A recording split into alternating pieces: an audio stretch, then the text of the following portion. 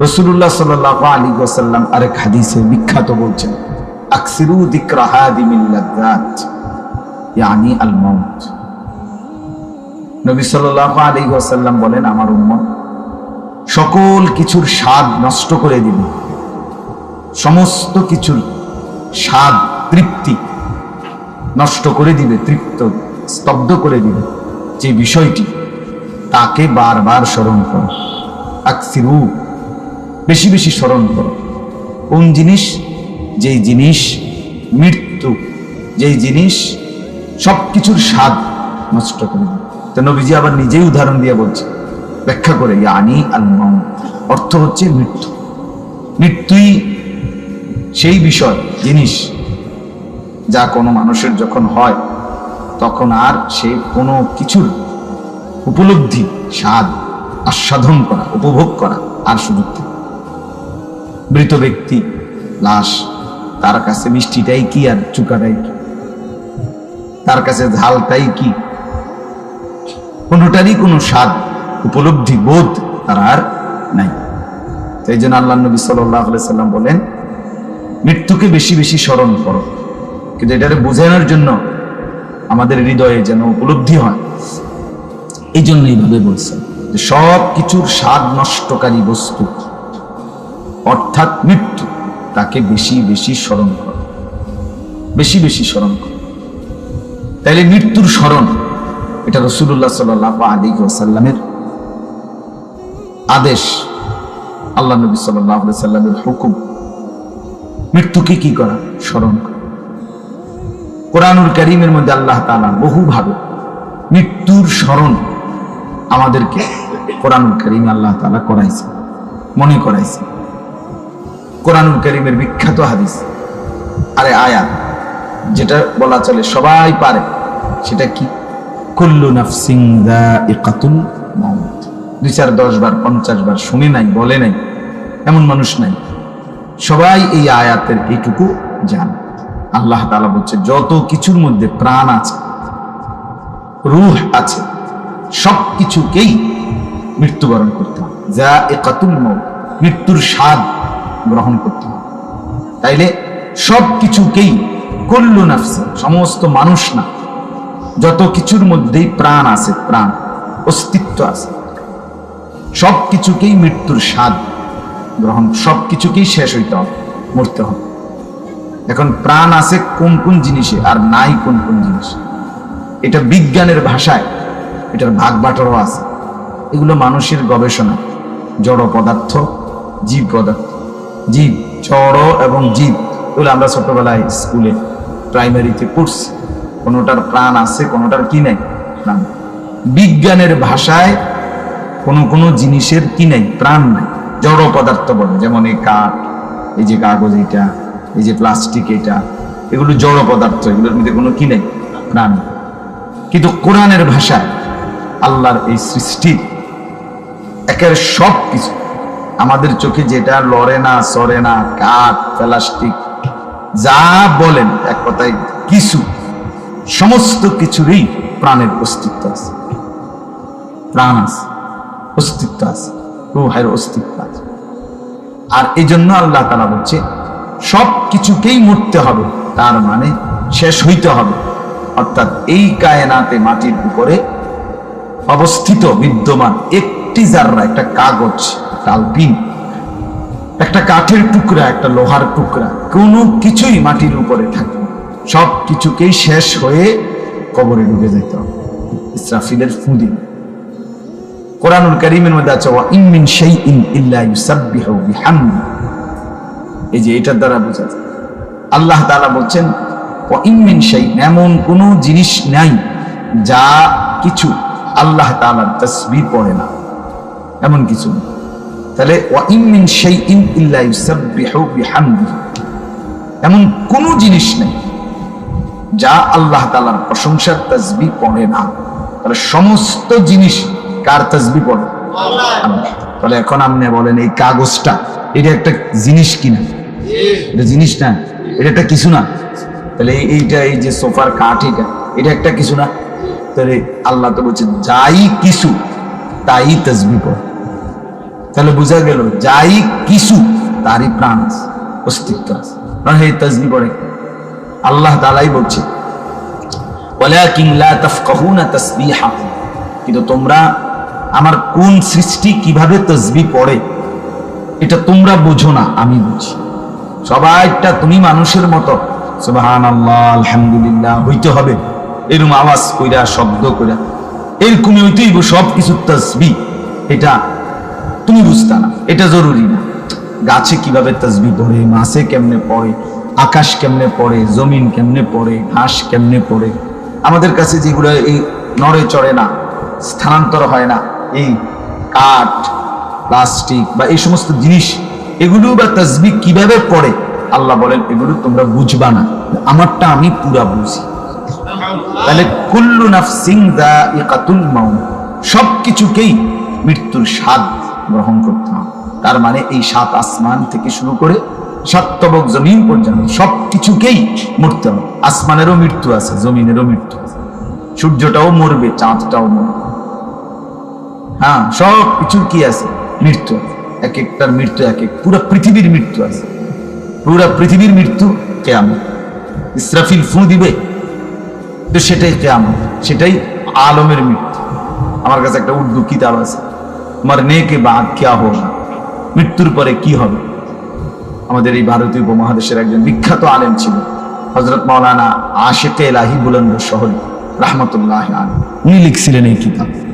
তো ওইখানে উনি একটা সুন্দর কথা লিখছে, কোন মানুষ পৃথকভাবে একা একা একজন একজন দুজন দুজন মারা গেলে এটারে বলে মৌত, লোকটার মৃত্যু হয়েছে, মৌত হয়েছে। কিন্তু গোটা কায়নাত আল্লাহর সৃষ্টি সবকিছু একসাথে যখন মরে যাবে সেটাকে বলে কিয়ামত। ওইটা মৃত্যুরই আর একটা নাম, মরণেরই একটা কি, মৃত্যুরই একটা নাম। সিঙ্গেল মরলে এটা মৌত, ইজতিমাই ও সম্মিলিত ভাবে যখন সব মরে যাবে, শেষ হয়ে যাবে, তো সেটাই কি। তাহলে বোঝা গেল মৃত্যু মরণ এইটা আমার আপনার না, শুধু একেবারে জাররা জাররা বিন্দু সবকিছু সবকিছু।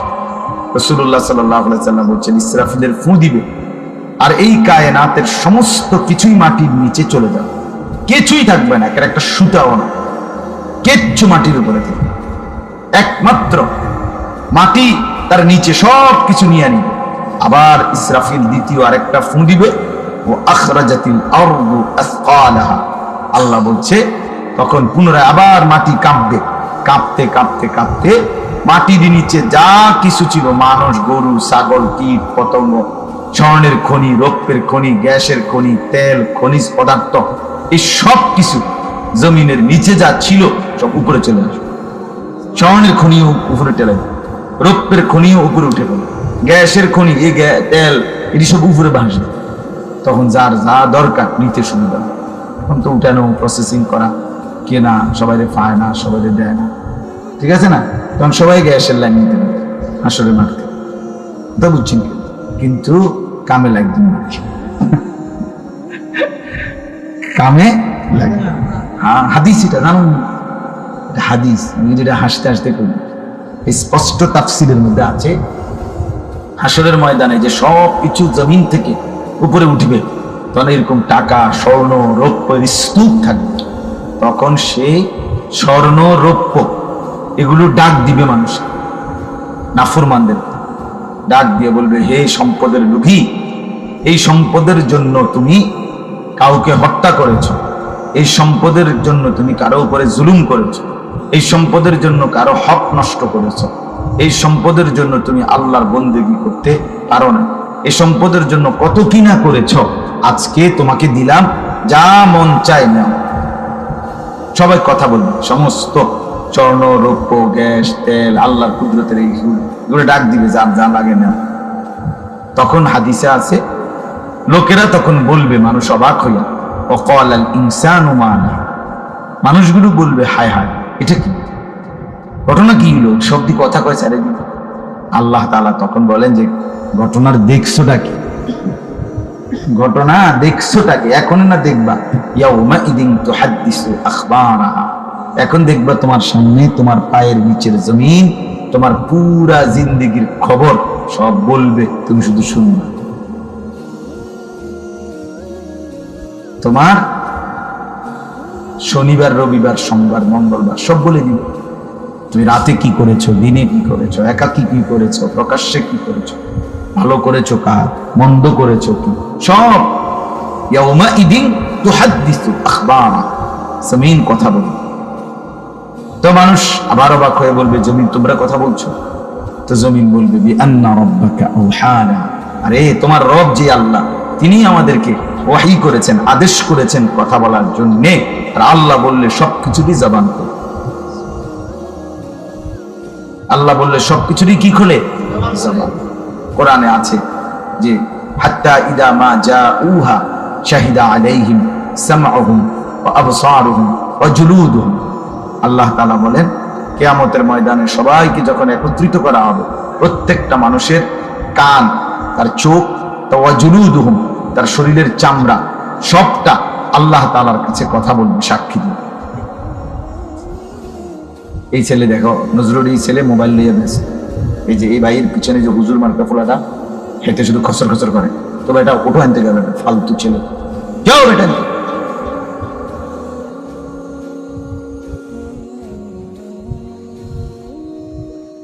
ওটা লইয়া মানে কি করবো না করবো, হেতে কামড়াইতে আছে, শুধু আলগা কামড়াইতে আছে। আপনি দেখছেন এটা লইয়া যে ব্যস্ত, মাস্টার সাহেব দেখেন আপনি, একটা টেনশনে আছেন এটা লইয়া।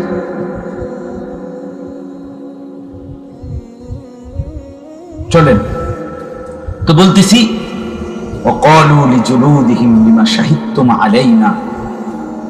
তখন মানুষ অবাক হয়ে নিজের শরীরের চামড়া, সারা দেহ, শরীরের চামড়া মানে তো সারা দেহ, চামড়া ছাড়া কোনটা, তো সব মানুষ বলবে লিমা শাহিদতুম আলাইনা, তোমরা কিভাবে, তোমরা কেন আমার বিরুদ্ধে সাক্ষ্য দিচ্ছ? হায় হায়, পাউডার ঠিক আরে লাগাইলা, আহারে তেল রে, সাবান রে, আহারে ফেয়ার এন্ড লাভলি কই লাগাইলা?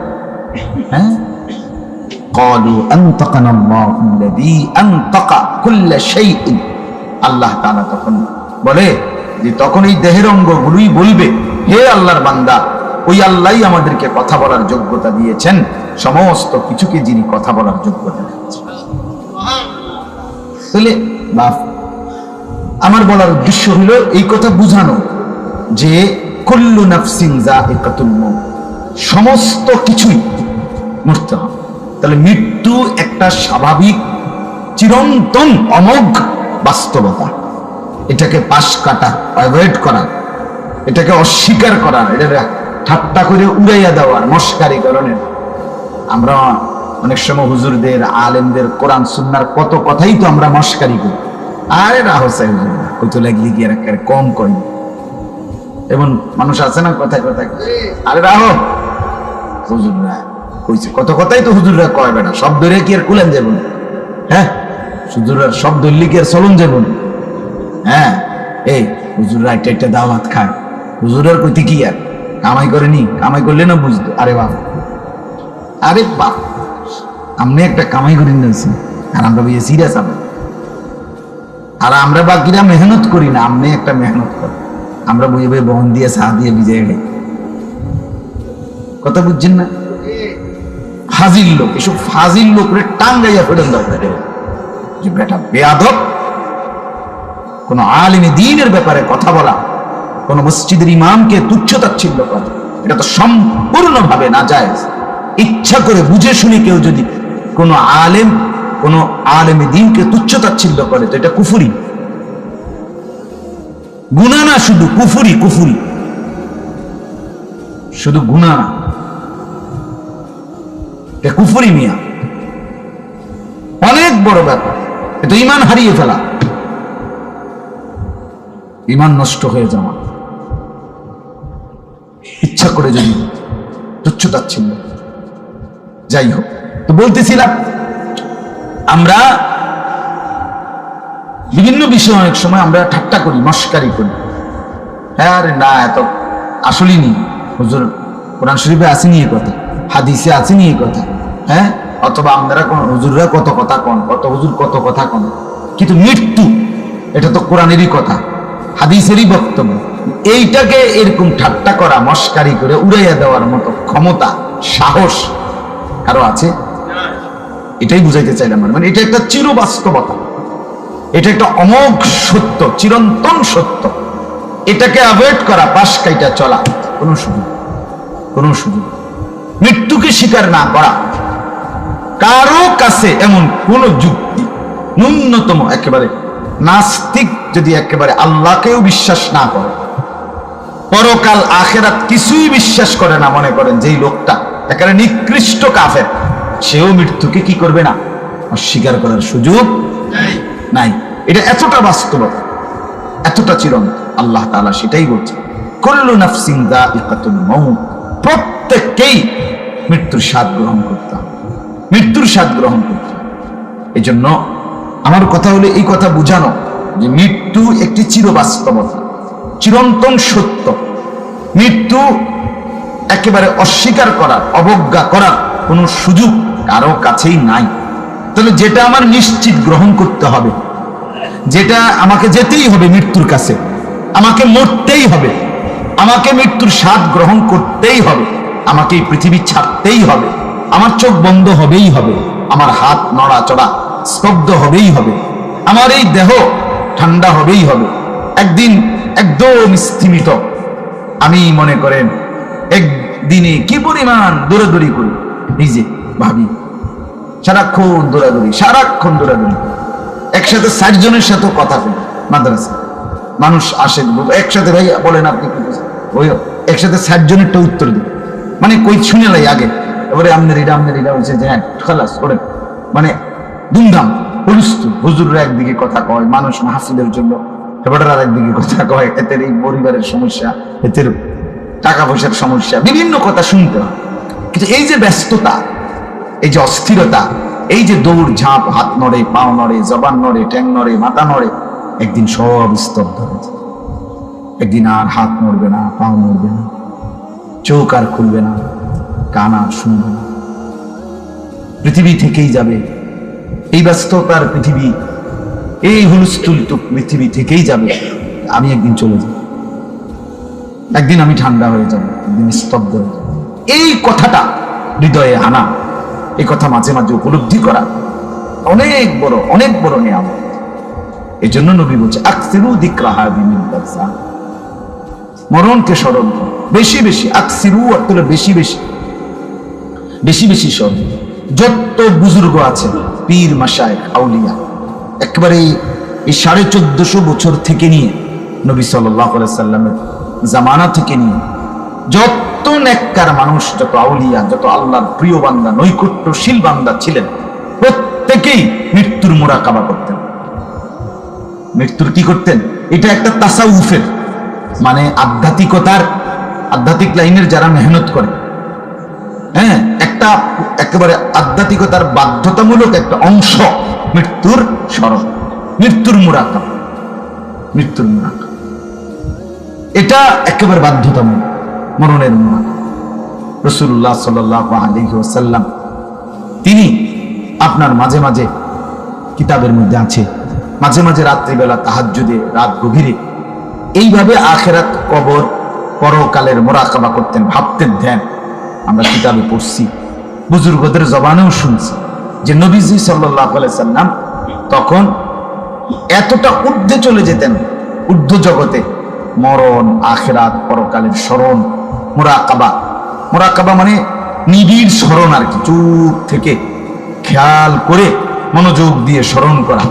তো করতে করতে একটা সময় এমন হয়তো নবীজি সাল্লাল্লাহু আলাইহি সাল্লাম যে সাথের, পাশের আর কাউকে টোটালি চিনতেন না, নিজেকেও ভুলে যাইতেন।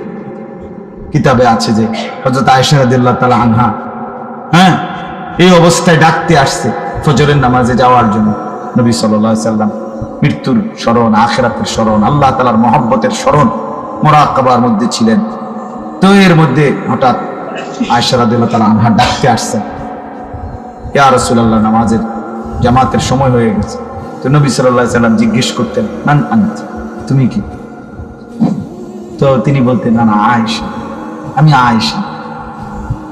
মান আয়েশা? নবী বলতেন, আয়েশা কি? আরে কয় কি আয়েশা কি? মানে আয়েশা রাদিয়াল্লাহু তাআলা আনহা নিজেও কি হয়ে যেতেন, অবাক হয়ে যেতেন, হায় হায়, কয় কি, বা আয়েশা কি? আমি এতটা প্রিয় স্ত্রী, কইতেছে কয় আয়েশা। তো হযরত আয়েশা রাদিয়াল্লাহু তাআলা আনহা বলতেন বিনতে সিদ্দিক, বিনতে আবু বকর, আবু বকরের কন্যা আয়েশা। তো নবী সাল্লাল্লাহু আলাইহি সাল্লাম বলতেন মান আবু বকর, মানে রসিকতা না, বাস্তবে বলতেন, মনে হয় যেন আবু বকরটা কে। তো হযরত আয়েশা রাদিয়াল্লাহু আনহা বুঝতেন হায় নবীজি এখন কি নাই, নিজের মধ্যে নাই। তো জি বলতেন সাহিবু রাসূলিল্লাহ, সাহিবু মুহাম্মদ সাল্লাল্লাহু আলাইহি ওয়াসাল্লাম, বলতেন আবু বকর চিনলেন না, মুহাম্মাদের সঙ্গী, রাসূলুল্লাহর কি সঙ্গী। তখন নবীজি বলতেন মান মুহাম্মদ, আরে মুহাম্মদটা কি? এইটা হলো নিজেকেই কি করতেন ভুলে যেতেন। আবার আয়েশা রাদিয়াল্লাহু তাআলা আনহা সাথে কথা বললে কিছুক্ষণ, হ্যাঁ, তো এরপর আবার স্বাভাবিক হইত, স্থিরতা আসত, ফিরে আসত। তাহলে এই যে পরকালের স্মরণ, আখিরাতের স্মরণ, মৃত্যুর স্মরণ, এটা একটা গুরুত্বপূর্ণ বিষয়। আমরা বসলাম, আমরাই ভাবি এটা বিষয়টা, মাঝে মাঝে এটা ভাবা উচিত, মাঝে মাঝে এটা ভাবা উচিত। নিজের দিল থেকে, চুপ থেকে 1 মিনিট ভাবেন, 30 সেকেন্ড ভাবেন যে হায় কি হবে আমার খবর, কি হবে আমার মৃত্যুর পর, কি হবে। আমার জ্যাঠা, একদিন আগে আমি দেখে গেছি জ্যাঠার এই কথা বলছি, এরপরে 2 দিন পরে শুনলাম জ্যাঠা ইন্তেকাল করছে। তো আমি এই তো কিছুদিন আগে জ্যাঠার জানাজা আমি পড়াইছি, আমার আপন জ্যাঠার, বড় জ্যাঠার জানাজা। তো জোহরের আগে আপনার কবর খুঁজছে যে জ্যাঠার লাগে, আমার বাবার কবরের পাশে, দাদা দাদির কবরের সাথে, আমার আব্বার কবরের দিক দিয়ে দাদা দাদির কবর, এরপরে জ্যাঠার কবরের দিক দিয়ে আমাদের বাড়িতে রাখছে। তো আমি কবরের দিকে তাকাই আছি, মাটি যাতে খুঁজছে খালি কবর, তখনও কবর রাখে না, এত জানাজা হয় নাই। আমি অনেকক্ষণ কবরের দিকে তাকাইছি, চুপ করে তাকাইছি, তাকাইতে তাকাইতে আমার মনে হয়েছে কবর একেবারে আমার কাছে পুরো মনে হয়েছে কবরের মাটি যেন আমার ডাক দিয়ে বলতেছে আমি তোর জ্যাঠারে বানাইবার জন্য আমি এখান থেকে একটু মাটি দিছিলাম, আজ আমার মাটি আমি ফেরত নিলাম। মিনহা খালাকনাকুম ওয়া ফিহা নুঈদ, আল্লাহ তো এটাই এখান থেকেই বানাইছে, এখানে আবার কি ফেরত আনলাম। ওয়া মিনহা নুখরিজুকুম তারাতান উখরা, আবার এখান থেকেই পুনরায় কিয়ামতের দিন কি করব বের। মানে এটা আমার কাছে মনে হয়েছে মাটি যেন কইতেছে। হ্যাঁ, আমার মনে হয়েছে এরপরে যে মাটি যেন বলছে, আল্লাহ যেন বলছে মাটিকে তুই আমার একটু মাটি দে, আমি আনিসকে বানাবো, আমার বান্দাকে বানাবো। তো মাটি যেন বলে দিছে যে আল্লাহ আমার থেকে একটু মাটি নেন, বাকি আমার মাটি আবার আমারে ফেরত দিয়ে। আল্লাহ বলছে ঠিক আছে, তোর মাটি তোকে দিয়ে দেব। প্রতিনিয়ত আমরা মাটির সাথেই ফিরে যাচ্ছি, মাটির কাছেই চলে যাচ্ছে আমাদের এই মানুষগুলো। এই জন্য মৃত্যুর স্মরণ, মৃত্যুকে স্মরণ করা, মৃত্যুকে উপলব্ধি করা, মৃত্যুকে অপছন্দ না করা, মৃত্যুকে গ্রহণ করার মতো প্রস্তুতি থাকা, এটা মুমিনের